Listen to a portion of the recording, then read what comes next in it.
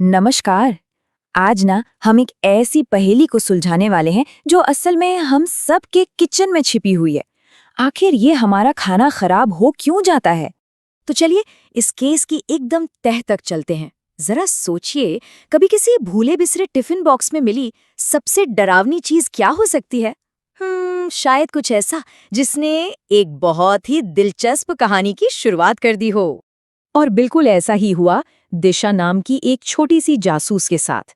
ये उसके पहले बड़े केस की शुरुआत थी और इस केस का नाम था भूले हुए खाने का मामला। तो कहानी कुछ यूं है। सोमवार की एक चमचमाती सुबह स्कूल में शुक्रवार से एक टिफिन बॉक्स छूट गया था और उसके अंदर, अरे बाप रे, कभी बड़ा मजेदार दिखने वाला उत्तपम अब अजीब अजीब रंगीन धब्बों और एक गंदी सी बदबू से भरा हुआ था। दिशा के लिए तो ये किसी पहेली से कम नहीं था।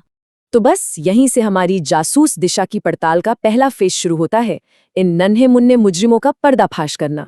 दिशा के दिमाग में जो सबसे पहला सवाल आया वो था मिस्ट्री नंबर 1। आखिर मेरा उत्तपम खराब हुआ तो हुआ कैसे? और जानते हैं पहला सुराग कहाँ से मिला? उसके बड़े भाई अन्ना से। अन्ना ने उसे बड़े प्यार से समझाया, अरे दिशा, ये फफूंद है। ये इतने छोटे छोटे जीव होते हैं ना, जिन्हें माइक्रोब्स कहते हैं, जो तुम्हारे खाने पर उग गए और देखो उसका क्या हाल बना दिया। तो सवाल उठता है कि ये माइक्रोब्स आखिर हैं क्या भला? देखिए, ये इतने छोटे जीव हैं कि इन्हें देखने के लिए माइक्रोस्कोप चाहिए। इनमें से कुछ तो हमारे दोस्त होते हैं, मतलब मददगार, पर कुछ खाना खराब करने में माहिर होते हैं।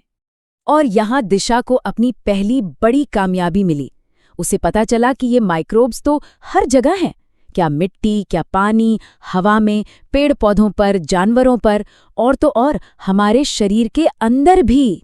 ठीक है, तो अब दिशा को ये तो पता चल गया कि मुजरिम कौन है, पर असली सवाल तो अब आया कि ये अपना काम करते कैसे हैं। आखिर क्या है इनका तरीका? दिशा ने एक और बड़ी अजीब सी बात नोट की। बालकनी में रखी ब्रेड पर तो सिर्फ 2 दिन में ही अजीब से धब्बे आ गए थे, लेकिन उसकी बाती, मतलब दादी का बनाया हुआ अचार जो तेल में डूबा रहता है, वो तो महीनों बाद भी एकदम चकाचक और टेस्टी रहता है। भाई ऐसा कैसे? और यहीं से खुलता है हमारा मिस्ट्री नंबर 2। इन माइक्रोब्स को फलने फूलने के लिए आखिर चाहिए क्या? अन्ना ने बताया कि माइक्रोब्स की भी ना एक तरह की शॉपिंग लिस्ट होती है। उन्हें बस 3 खास चीजें चाहिए। 1 नमी, मतलब पानी, 2 हवा, और 3 एक सही सा तापमान। और बस दिशा को मिल गया अपना दूसरा बड़ा सुराग। मतलब अगर माइक्रोब्स को रोकना है तो बस उनसे हवा और पानी को दूर कर दो। यही तो है खाना बचाने का सबसे बड़ा सीक्रेट। और आपको पता है, इसी एक सिंपल से सिद्धांत पर टिके हैं वो सारे पुराने घरेलू नुस्खे जो इन छोटे छोटे दुश्मनों को दूर रखते हैं। दिशा ने देखा कि उसकी मम्मी पापा भी एक सदियों पुरानी ट्रिक अपना रहे थे, धूप में मिर्च सुखाना। और इस एक तरीके से ये मिर्चें पूरे साल खराब नहीं होंगी। तो ये सुखाने वाला तरीका काम कैसे करता है? बहुत सिंपल है। जैसा हमने देखा, माइक्रोब्स को चाहिए पानी। सूरज क्या करता है? वो खाने में से सारी नमी खींच लेता है, और जब पानी ही नहीं रहेगा तो माइक्रोब्स बेचारे क्या ही बिगाड़ लेंगे। और भी बहुत सारे कमाल के तरीके हैं, जैसे अचार में तेल डालना, वो एक तरह से हवा के लिए नो एंट्री का बोर्ड लगा देता है। या फिर फ्रिज, उसका ठंडा तापमान माइक्रोब्स को एकदम सुस्त और आलसी बना देता है। नमक और चीनी का इस्तेमाल भी नमी को सोखने का एक सदियों पुराना तरीका है। और मसालों की तो बात ही अलग है। क्या आपको पता है कि एक जमाना था जब काली मिर्च सोने जितनी कीमती थी और लोग उसे ढूंढने के लिए समंदर पार कर जाते थे? सोचिए जरा। तो खाना खराब होने का रहस्य तो दिशा ने सुलझा लिया, केस सॉल्व्ड। लेकिन अब एक नया सवाल सामने आता है। जब हम खाना खाते हैं तो हमारे शरीर के अंदर इन माइक्रोब्स का क्या होता है? तो चलिए अब इस केस के अगले चैप्टर पर चलते हैं, हमारा स्वास्थ्य और हमारा भोजन। जैसा अन्ना ने पहले ही बताया था, सारे माइक्रोब्स विलेन नहीं होते। कुछ अच्छे वाले भी हैं जो दही बनाने में और हमारा खाना पचाने में मदद करते हैं। वहीं दूसरी तरफ है बुरे माइक्रोब्स जो खाना खराब करके पेट में गड़बड़ कर सकते हैं।